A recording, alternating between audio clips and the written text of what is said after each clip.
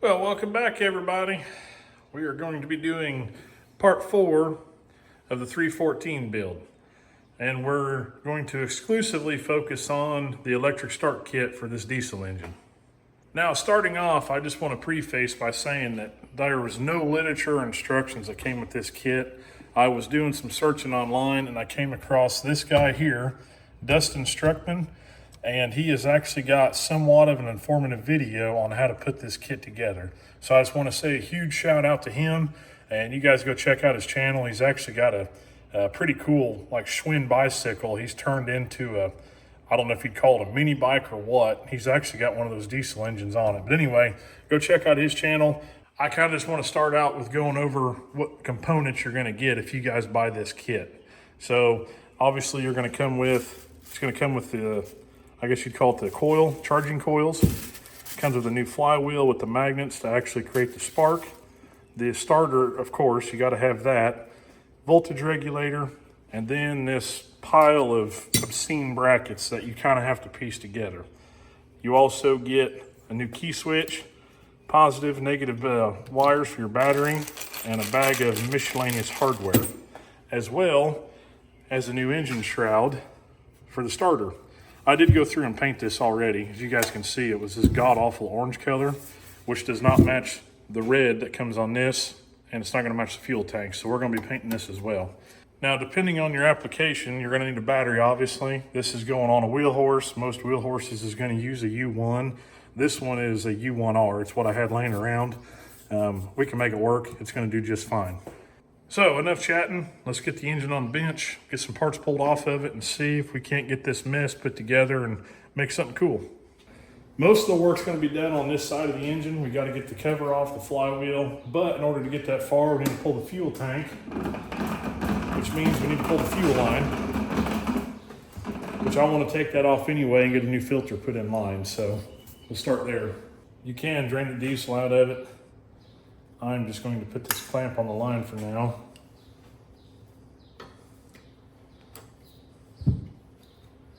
Hopefully not lose too much fuel. All right, we got the fuel line off. Let's go and take these tank mount bolts out. These are 13 millimeter or 1/2 inch, whichever you got.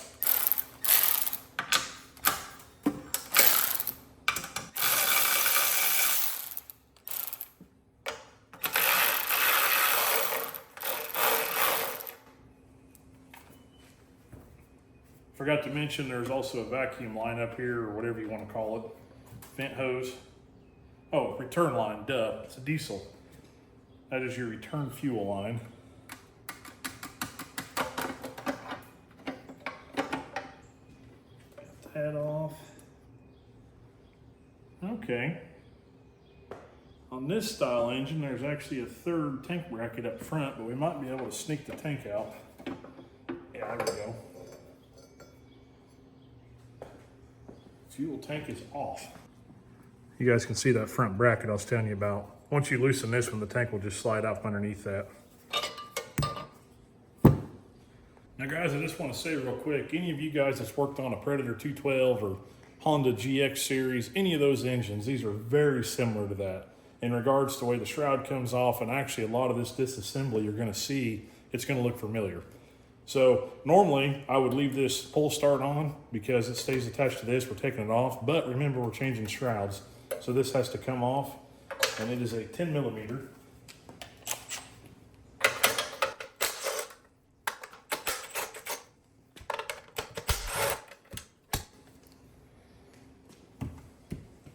All right, next step, get this shroud off. I've just got the engine propped up. Give me a little bit more room. That is an 8 millimeter. You're gonna want an extension. Don't have to be this big though, but bigger is always better, right?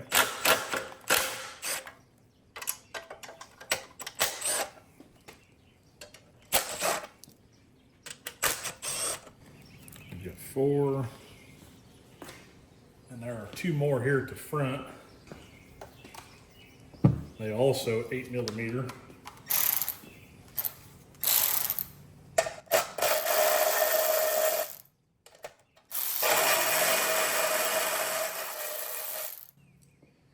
You got 6 total.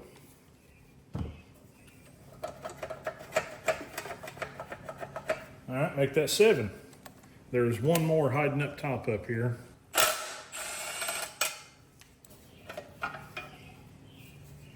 There we go. All right, guys, this next step, we're gonna get the flywheel nut off and the pull start cage and the fan shroud. Flywheel nut is a 19 millimeter. You can do this by hand with a wrench. It's gonna be a whole lot easier than electric impact. They're not that expensive now, guys. Just go buy one, you won't regret it. Get the nut off.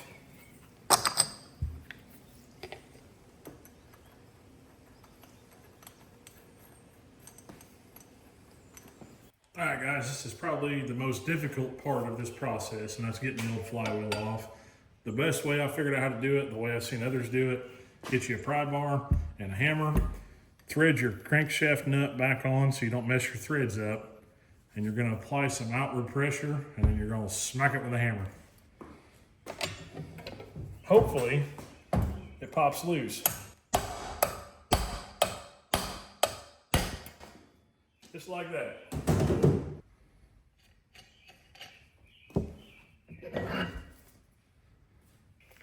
And for anybody who's curious, this flywheel, as I'm sure some of you guys would like to put a PVL or a billet flywheel on it. This flywheel measures about 8 inches in diameter. So do with that information what you please. Up here on top, we have got our throttle spring. Try to remove this one-handed, like so. So now we can take this bracket off. All right, guys, we've got 1/8 millimeter hiding up here in this corner.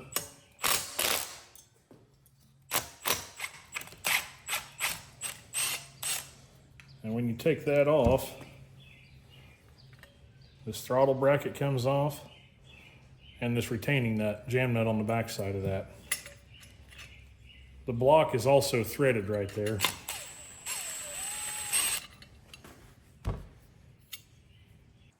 Okay, next up, start putting some good stuff on. This is your charging coil, and you can see you can put it on backwards. But you'll notice when you put it on backwards, your leads are gonna come out on the flywheel side, which is not what you want. That's gonna be hitting interference. Flip it over this way, it'll be to where your coil leads are coming up and out of harm's way. Now that Dustin said in his video that he had to go and buy his own hardware. The kit I bought came with hardware. So you've got 3 bolts that are the same size. I believe they're M6, don't hold me to that. Just gonna thread those in. And there's a groove machined in the block to hold this coil. You can spin it, but it shouldn't matter. But as far as up and down and side to side, it's a tight fit. So don't worry about screwing that up. Those are going to be 10 millimeter.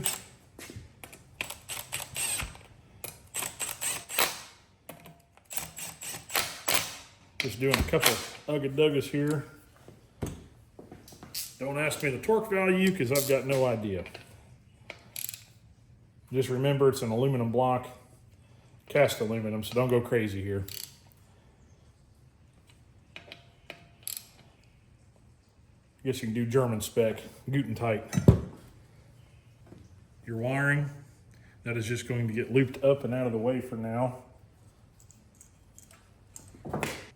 Guys, moving on, we can start throwing this mess of brackets on here.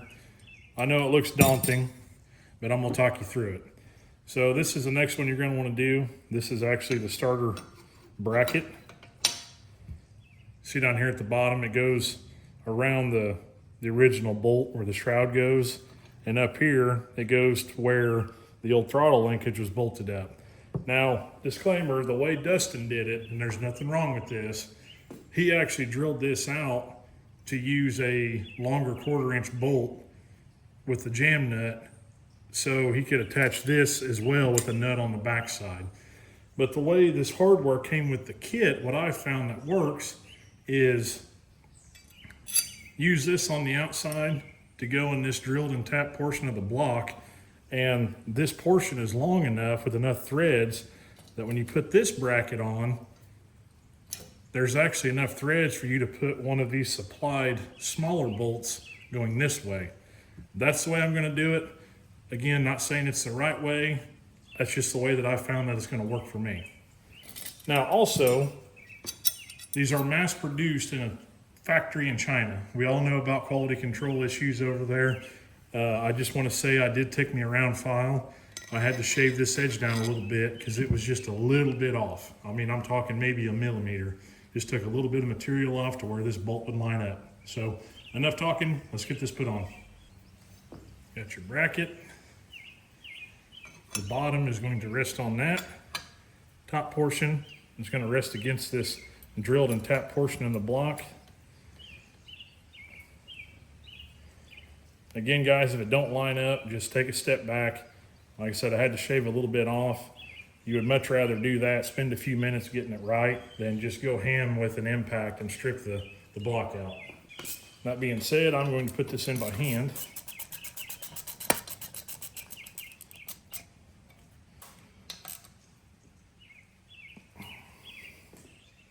All right, moving on. We have got our throttle bracket. One bolt is going to go in here, and the other one is going to go in here. Again, use the supplied hardware. These little, I believe these are M6.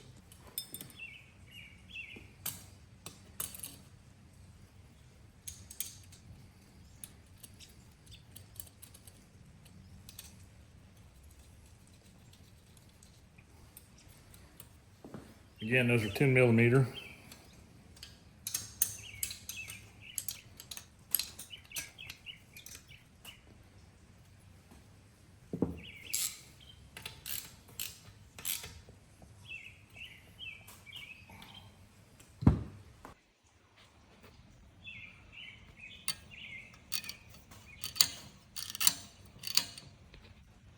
Okay, found our first curveball of this installation. Now the kit came with hardware, like I said. Included were these big old monster bolts. Now I assumed these were for the starter. Well, I was wrong. They might be in some kits, depending on where they decide to get their Chinese starter from. So I have found, luckily I'm a hoarder, and I found a couple bolts that are gonna work just fine. But I wanna tell you guys what size they are. This is a brand new M8 by 1.25. I pulled it out of a new bolt bin I've got just so I can show you guys. So if you guys go to do this, you can be prepared and get the right bolts. Again, M8 by 1.25. Let's get this put on. Got the starter here. It really only goes in one way if you think about it, because the flywheel, the ring gear's over here. That's the way it's got to go. So that will slide in.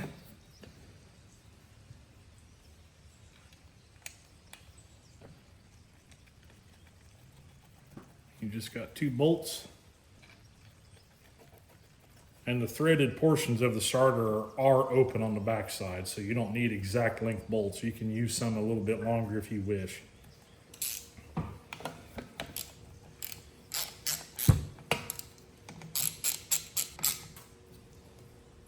Again, common sense, guys. Don't go ham on this. If you want to use a little blue Loctite, that would probably not be a bad idea.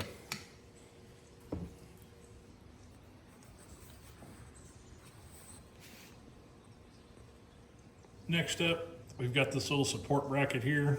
This is just designed to literally do what I just said, support the back of the starter.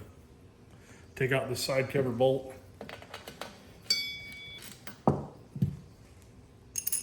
But you will see once you get this on here,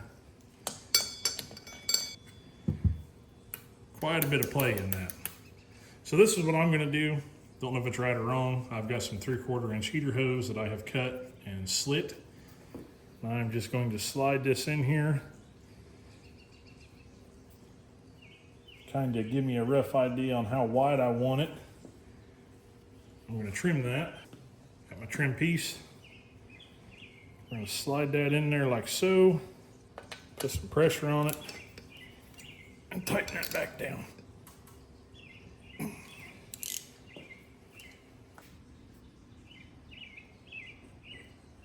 Next piece. Brand new shiny flywheel with a ring gear, starter gear, whatever you want to call it. Disclaimer, I highly recommend you guys get you some lapping compound, and you actually need to lap the taper of this flywheel to the taper of the crank. I'm not going to say that if you don't do it, bad things are going to happen, because I've gone without doing it. If you've got the resources and the time to do it, do it. It's not gonna do no harm. If anything, it'll help. So that's what I'm gonna do. I've already started. I got the flywheel key knocked loose. Small chisel, hammer, side kits. Sometimes you get lucky, it just pops right out. Just be aware that if you guys do this, there's a good possibility you are going to put some rough edges on this. And if you do, and you have issues getting a new flywheel on, you probably got a burr sticking off. So be prepared to clean this up if you guys do this. Now, if you do decide to lap the flywheel, go to AutoZone, O'Reilly's, wherever. They've actually got valve grinding compound. This is all you need. You don't need a whole lot. A little bit goes a long way. Put you a little dab. And literally all this is just some kind of liquid with some fine grit, some sand, something in it. You're going to slide your flywheel on.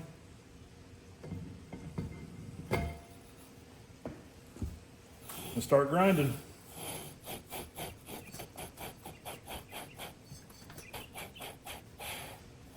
You'll hear the pitch change a little bit. I know it sounds weird, but you'll hear it not grinding so much.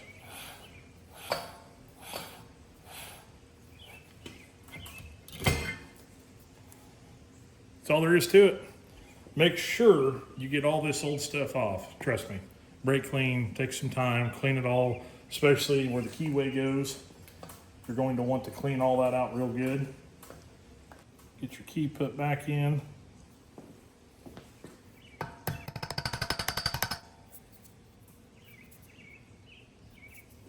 If you did everything right, line your keyway up.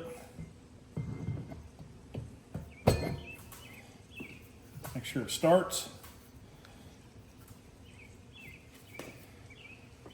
Fan shroud, again, only goes on one way. And your starter cup. Flywheel nut.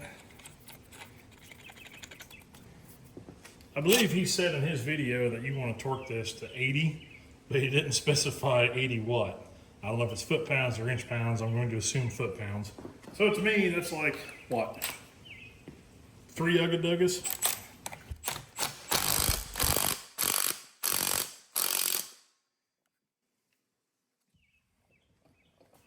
Next, put our new fan shroud on. Again, this is going to come in this god-awful burnt orange, whatever you want to call it. Now, putting this stuff on can be frustrating, so just take your time. Don't force nothing. Try to remember what hardware was for the shroud.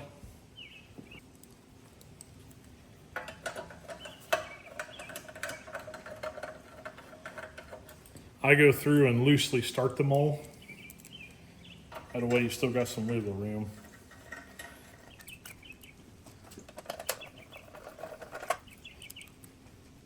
Let's go down here to the bear.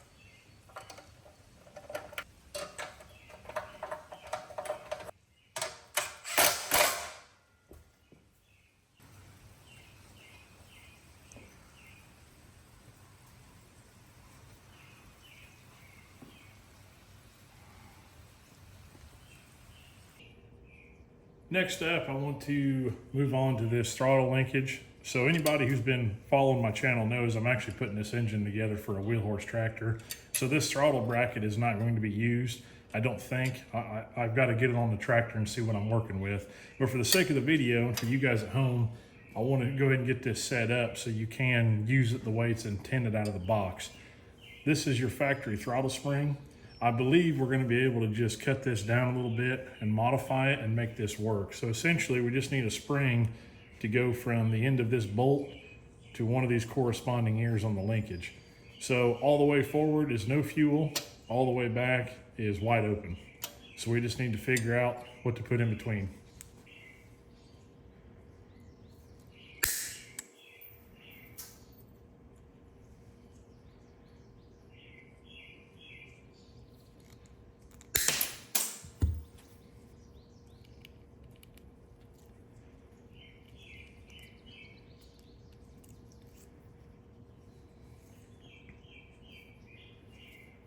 Do the same on this end.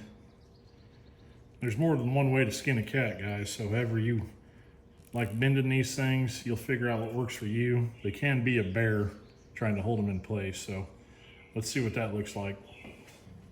Let's see what this does.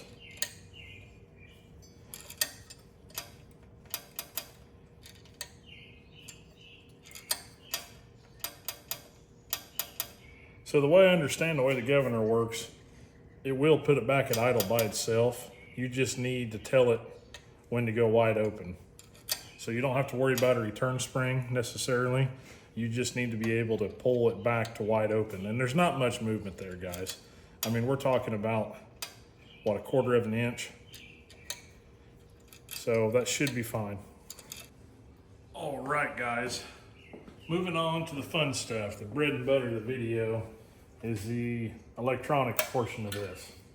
So it may look overwhelming out of the box. It's really not that complicated. You've got your key switch, your voltage regulator, where this is where this bracket is actually meant to go. So it's not nothing to do with the starter, it's just for the voltage regulator. You don't have to use it, you can, whatever, that's what it's for. And then we got our 2 battery wires. So I'll kind of walk you through this and show you how to set it up. First up, key switch, pretty self-explanatory. You got a hole down here in your bracket. It's got a notch in it, keep it from spinning. Trim ring, and the nut to hold it. So out of the key switch, you've got 3 wires. This is going to be your trigger for the starter solenoid. That'll go on the back. This is going to be your 12-volt in to the key switch, feeding power to the key switch. And this is going to tie in to the other end of your voltage regulator. On the back side of your starter solenoid, there's 2 terminals here. You don't have to worry about one. It's going to be the outside one.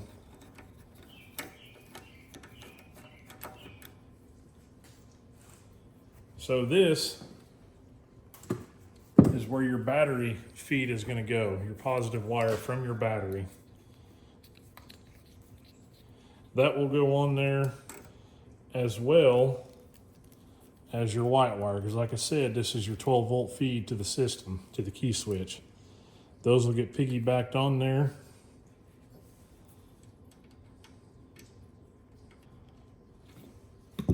And again, this red wire, I don't know if you guys can see it in the video, there is a spade terminal right here.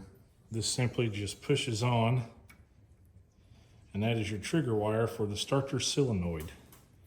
If I repeat myself, I apologize, but come on now. And again, this goes to your voltage regulator. All this stuff's gonna be changing on my end. I'm gonna have to extend all these wires and stuff, but so 12-volt going in, 12-volt coming out, going to the key switch. You've also got your 12-volt for your voltage regulator. The other end of this, your end coming out of your charging coil of the flywheel.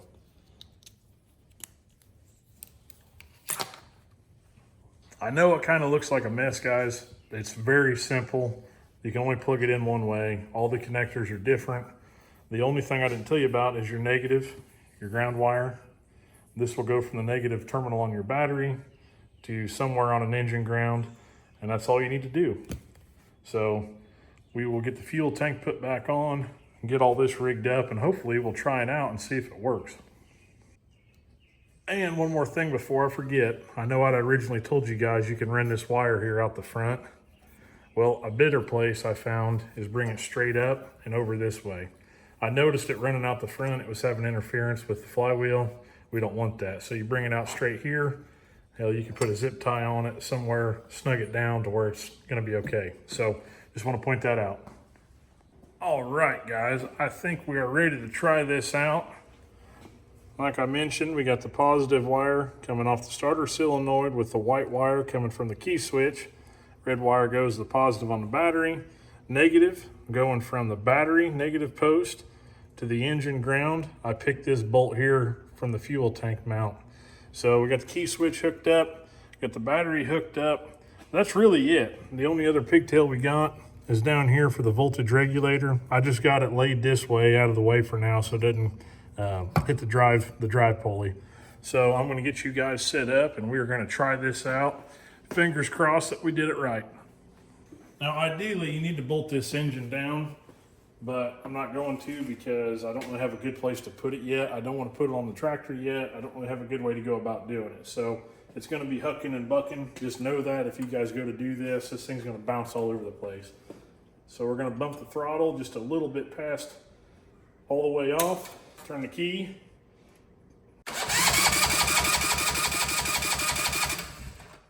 All right, everything works. I don't know if it's gonna start or not. Might have to bleed that injector again, but that's awesome, guys. Let's keep going here and see what happens.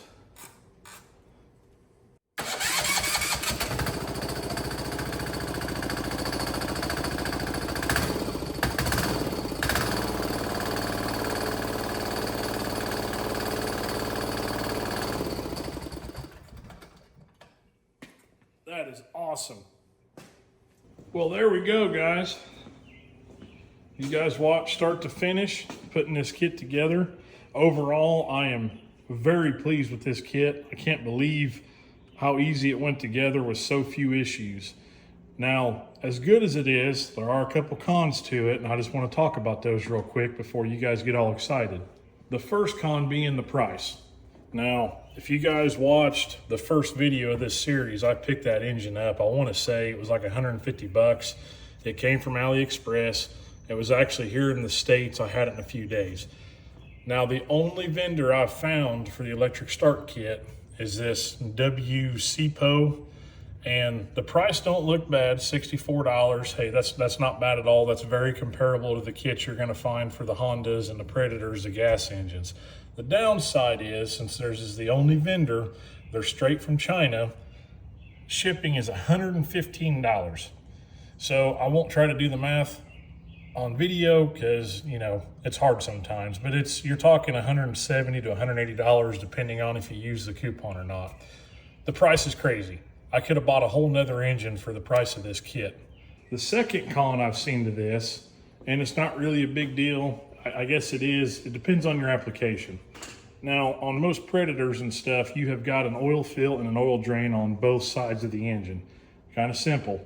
On these, you've just got one of each on one side. So it was already a pain in the butt before. So your oil drain now, you have a starter to interfere with. You've got a whole lot less space to work with this electric start kit. Now, those things considered, would I buy it again?